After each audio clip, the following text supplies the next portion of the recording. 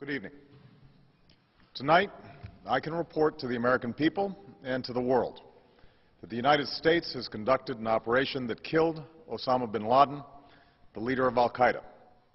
It is May 2nd, 2011.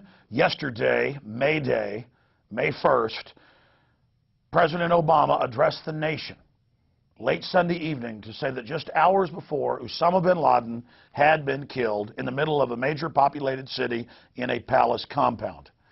My friends, this is a complete and total hoax, and we predicted with total precision, with inside sources, going back more than 8 years ago, exactly what would happen.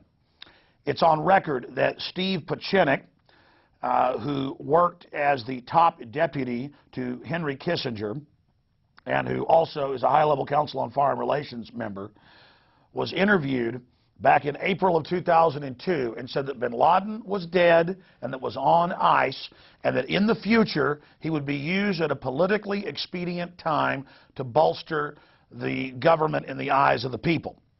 Mr. Pieczenik, extremely high-powered. Here's the quote. "I worked with Osama Bin Laden," Pieczenik told Jones, adding that he later turned terrorist hunter during subsequent administrations. And then he went on from that point. This is just a few months after 9/11, early 2002, to break this down. Now, I was the first to ever have an insider come out and say this.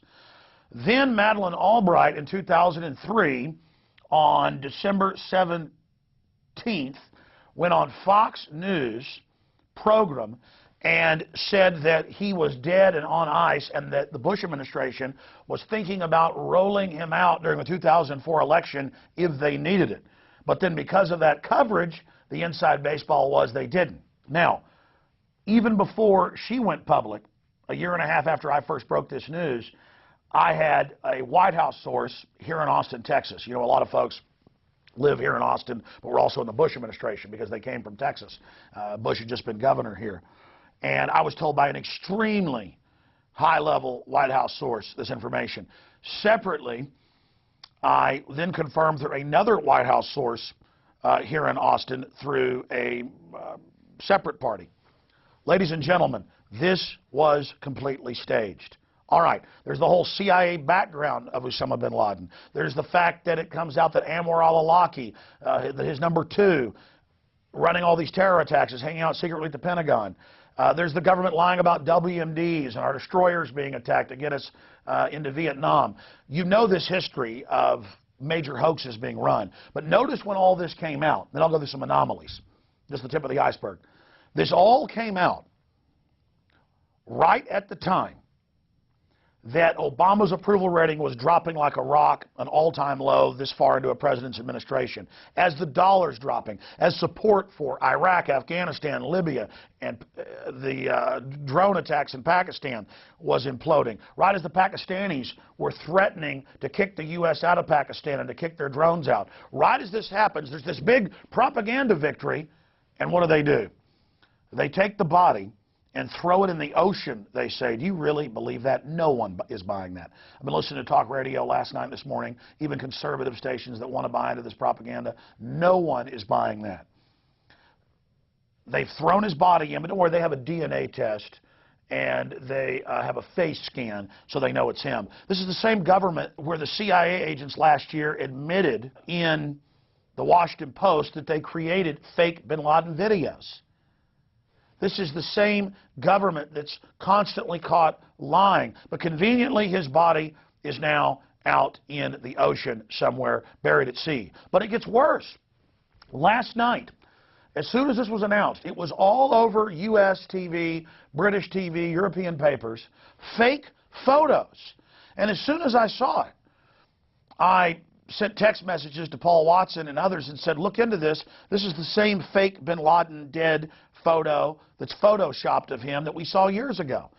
And so digging into this, we've learned they claim that they've killed him 9 separate times. But obviously this is the big presidential announcement. They claim that they've killed other al-Qaeda operatives over and over again. They're training you to accept this type of garbage. So we've got that information, that they've killed him 9 times. And finally, now we're being told, Khalid Sheikh Mohammed, who's been tortured for many, many years and who confessed to bombing buildings that were built after he was incarcerated, he might as well confess to shooting Kennedy or killing Lincoln or crucifying Christ 2011 years ago. I mean, this is getting more and more insane. All the usual suspects, the Adam Gadon, the grandson of the former head of the ADL, the Zawahiri, all of them are running around saying, we're going to get you. And Khalid Sheikh Mohammed is saying from Guantanamo that if they kill bin Laden, nukes will go off. And then meanwhile, you've got our media reporting there could be 160 nukes. I mean, does anybody believe this? This is going to be used to launch more wars, to say, see, we're winning, and to have a bigger domestic crackdown to protect us from the terrorists hiding under every table. Make no mistake, we got sent over 2 years ago, the Homeland Security MIAC reports, 90+% of the Homeland Security activity is against gun owners, conservatives, libertarians, in the fetters, people that understand the real enemy of this country are the offshore banks that have come in and taken over this nation. So right as our country's being imploded, right as the world government's being announced, right as we go into the Depression, here's this PR move about, boy, we're walking a little taller today, got a spring in my step. It's all a wag the dog Hollywood production. My friends, we'll continue to cover all the other developments. There's so much more at Infowars.com, on the live radio show, and the video feed at PrisonPlanet.tv. So continue to watch Infowars.com and PrisonPlanet.com. We've got about 1 million people roughly hitting the site an hour right now. This is the biggest news story we've ever been involved in, obviously, as the whole world is looking for answers to what's happened. But that's just some of the points, and more anomalies are coming out. And they announced this on a Sunday night, so they dominate the news cycle this week. But already, people are not buying into it across the board. It is a fairy tale. If you believe this, then I got a bridge I'm wanting to sell you, and I've got some oceanfront property in Arizona. Again, continue to be skeptical, continue to research, and understand that we have all the inside sources.